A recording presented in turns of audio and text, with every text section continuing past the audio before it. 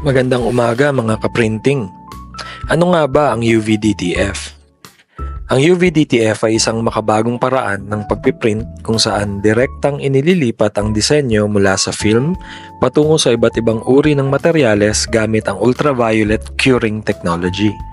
Dahil sa proseso nitong mabilis matuyo at matibay ang resulta, madalas itong ginagamit sa pagpiprint sa matigas na ibabaw tulad ng salamin, kahoy, metal, acrylic at kung ano-ano pa.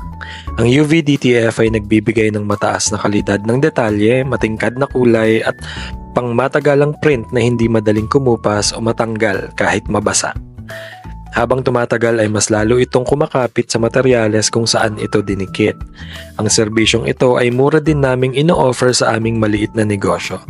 I-message nyo lang kami mula 8 AM to 7 PM Lunes hanggang Biyernes at handa kaming sumagot sa mga tanong ninyo. Hanggang sa muli, Batuts PH!